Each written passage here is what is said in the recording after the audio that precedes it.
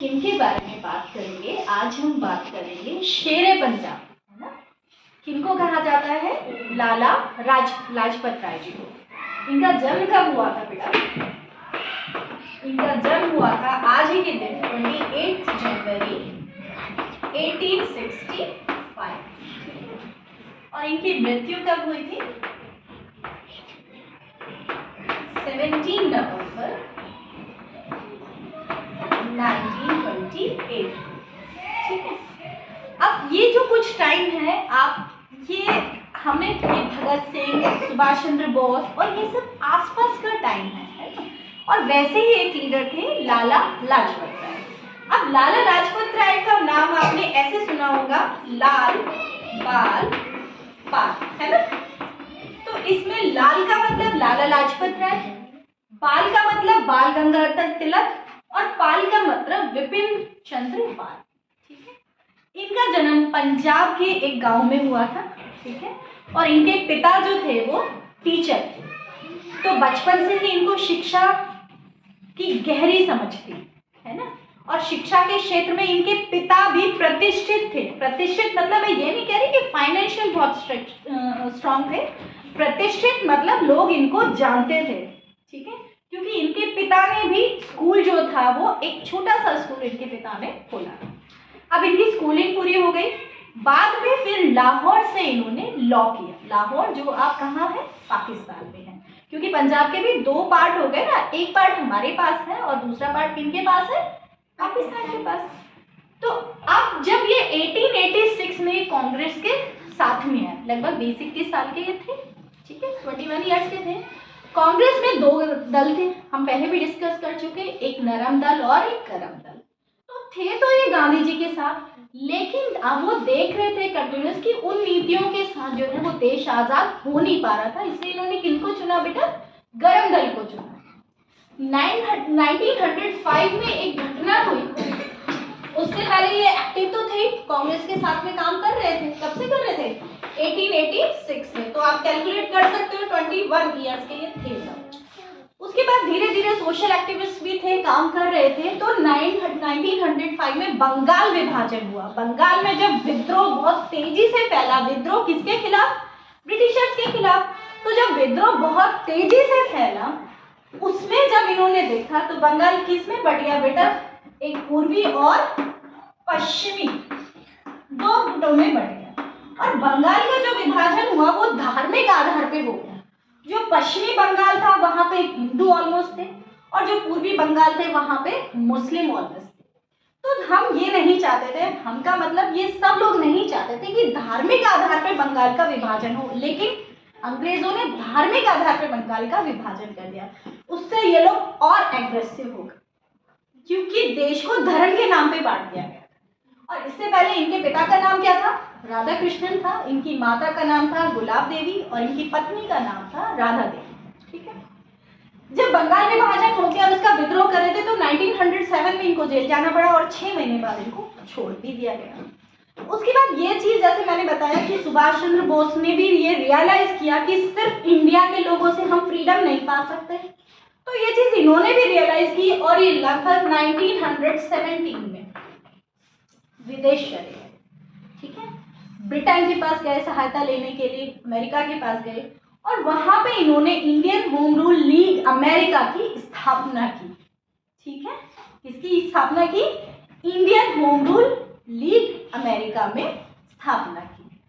अब वहां पे विश्व युद्ध छिड़ गया, फर्स्ट वर्ल्ड वॉर हो रहा था 1914 से 1918 के बीच, तो विदेश में फंस गए।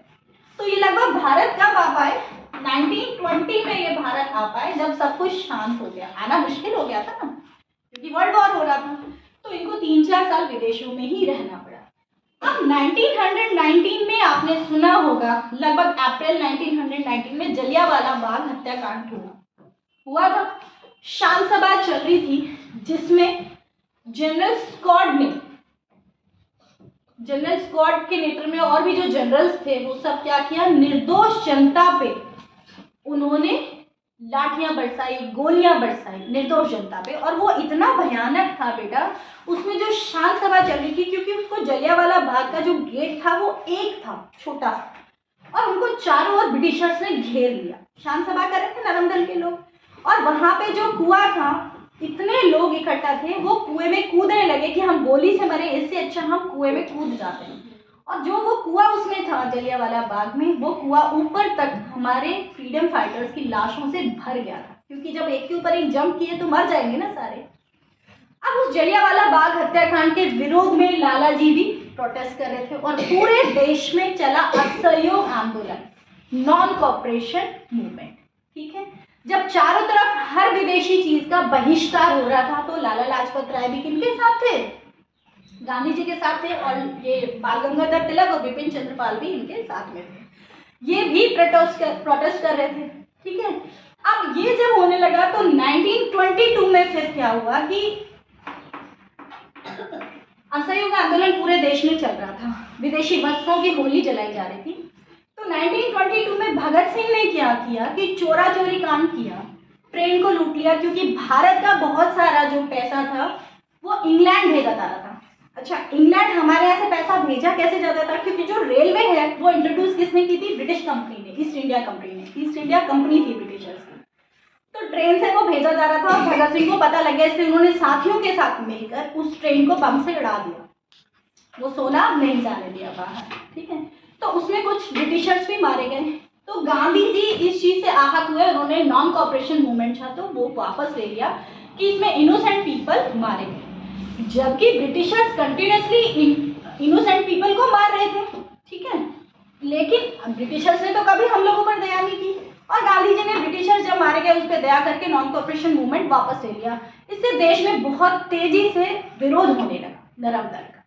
तो क्या बन गया? अब इसका ये जो कोशिशें थी, लाला लाजपत राय के अनुयायी कौन थे? भगत सिंह। अब लाला लाजपत राय ने भी इसका विरोध करना शुरू कर दिया, जगह जगह पे सभाएं कर रहे थे कि नहीं, वापस भेजना है। तो जब वापस भेजने लगे और ब्रिटिश गवर्नमेंट को लगा कि हाँ अब बात नहीं बनेगी, तो वो एक कमीशन लेके आए। उस कमीशन का नाम था बेटा साइमन कमीशन।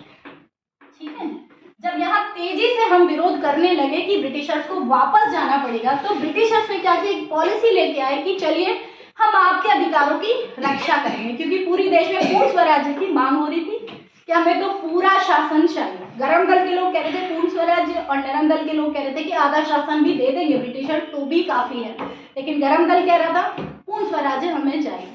तो इसको दबाने के लिए कि आवाज ना उठाई जाए इंडियंस के, तो एक साइमन कमीशन भारत में आया, जिसमें 7 लोग थे, 7 लोग। उसमें एक भी साइमन कमीशन इसलिए कहा जा रहा था क्योंकि साइमन उस ब्रिटिशर्स का नाम था, जो मेन हेड था उसका नाम था। अब उन 7 में से एक भी इंडियन नहीं था, और उसमें जो भी बातें लिखी गई थी उस कमीशन में, वो सारी इंडियन के अगेंस्ट थी, इंडियंस के अगेंस्ट थी। तो लाला लाजपत राय ने इनका बहुत विरोध किया कि साइमन गो बैक, और नारे क्या लगने लगे? साइमन गो बैक के लगे। समझ गए? अब जब साइमन गो बैक के नारे लगने लगे तो 1928 में, ठीक है, अक्टूबर, लगभग 17 अक्टूबर के समथिंग की बात रही होगी, ये एक शांत सभा कर रहे थे। वहां पे जनरल स्क्वाड जो आए, उन्होंने क्या किया? इन लोगों पे लाठियां बरसाना शुरू कर दी।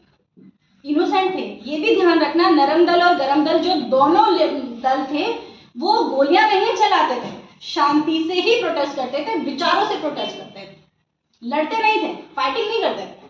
ठीक है, तो वो शांत सभा, जैसे आप और हम बैठे हुए हैं, ऐसे जब शांत सभा हो रही थी तो वहां पे कर्नल स्क्वाड ने क्या किया? बहुत लाठियां बरसाना शुरू की, और लाला लाजपत राय ने कहा कि तुम मुझे मार डालो, हम सबको मार डालो, कोई दिक्कत नहीं है, लेकिन जितनी लाठियां मुझे मारोगे वो एक ब्रिटिश साम्राज्य के ताबूत में एक एक कील है। ताबूत क्या होता है बेटा? कि जैसे कोई इंसान मर जाता है ना, तो जो हमारे क्रिश्चियन लोग हैं वो एक लकड़ी का बॉक्स बनाते हैं, उसमें डेड बॉडी को रखते हैं, तो उसको हम मानते हैं कि मर गए। तो वो क्या कह रहे थे लाला लाजपत राय के अंतिम वर्ड क्या थे? कि जितनी लाठियां आप मुझ पे बरसाओगे, ब्रिटिश साम्राज्य के ताबूत में वो एक एक कील बढ़ रही है, मतलब वो खत्म होने के कगार में। बेसिकली उनका मीनिंग क्या था कि ब्रिटिश साम्राज्य, जितनी लाठियां मुझ पे बरसाओगे उतना ब्रिटिश साम्राज्य जो आपका है वो खत्म होते जाएगा। और एक्चुअली हुआ भी है, क्योंकि इनकी डेथ जब हो गई यहाँ पे अक्टूबर 1928 में उन पे लाठियां बरसाई गई, तो 17 नवंबर में उनसे इतने ज्यादा घायल हो गए उनकी मृत्यु हो गई। अब उनकी मृत्यु से पूरे देश में जो उछाल आया, अब भगत सिंह ने भी पूरी तरह रणभूमि में कूद पड़े। भगत सिंह ने पूरी तरह से प्रोडक्शन, शेखर आजाद, सुभाष चंद्र बोस, इन सब ने प्रोटेस्ट करना शुरू कर दिया ब्रिटिशर्स के अगेंस्ट। साइमन गो बैक के नारे और तेजी से लगने लगे।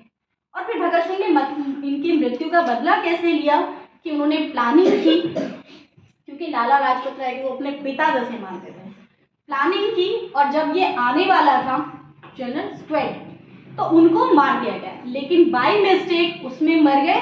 कौन मर गए? सैंडर्स मर गए, स्क्वेड नहीं मरा। तो वो भी बहुत बड़ा लीडर था। तो उन्होंने बदला किसने लिया बेटा? लगभग 1 महीने बाद 17 दिसंबर को उन्होंने सैंडर्स को मारा। ठीक है, मारना किसको था बेटा? स्क्वेड को। तो इससे उन्होंने लाला लाजपत राय की मृत्यु का बदला ले लिया। और जब सैंडर्स को मारा था, उसी के बाद भगत सिंह को, आपको पता है कि जेल हो गई थी। उस टाइम तो वो भाग गए, लेकिन किसी ने उनकी शिकायत कर दी, मतलब पैसे लेने के लिए बता दिया कि वो कहाँ छुपे हुए हैं, और वो पकड़े गए। उनके साथ में कौन था? भगत सिंह, सुखदेव और राजगुरु। और फिर वो इस तरह से पकड़े गए कि बाहर नहीं निकल पाए। तो 1931 में 23 मार्च 1931 को उनको फांसी दी गई। तो लाला लाजपत राय को शेरे पंजाब कहा जाता है। उनको याद क्यों करते हैं? क्योंकि ही वॉज फेमस लॉयर और समाज सुधारक भी साथ साथ थे। जो आज पीएनबी बैंक है आपका, पंजाब नेशनल बैंक, उसका स्थापना होना इनको क्रेडिट जाता है, क्योंकि उसके लिए सबसे ज्यादा मेहनत इन्होंने की थी। क्योंकि देश का पैसा विदेशी बैंकों में नहीं होना चाहिए, देश का पैसा देशी बैंक में होना चाहिए। जब स्वदेशी की बात चल रही थी, स्वदेशी अभियान की बात चल रही थी, तो पीएनबी। दूसरी चीज, जो आज आप डीएवी स्कूल्स देख रहे हो, डीएवी का मतलब दयानंद एंग्लो वैदिक, आज भी है ना डीएवी स्कूल्स, आपने देखे होंगे। वो इनको फर्स्ट स्टैब्लिश इन्होंने किया था लाहौर में। कहाँ किया था बेटा? लाहौर में। और आज पूरे देश में डीएवी के स्कूल्स हैं। तो बेसिकली ये है, इन्होंने देश को फाइनेंशियल स्ट्रॉन्ग करने के लिए बैंक खोली। दूसरी चीज, स्कूल्स और कॉलेजेस खुलवाए, जिससे देश के लोगों को शिक्षा मिलेगी, तभी तो आगे बढ़ेंगे, है ना।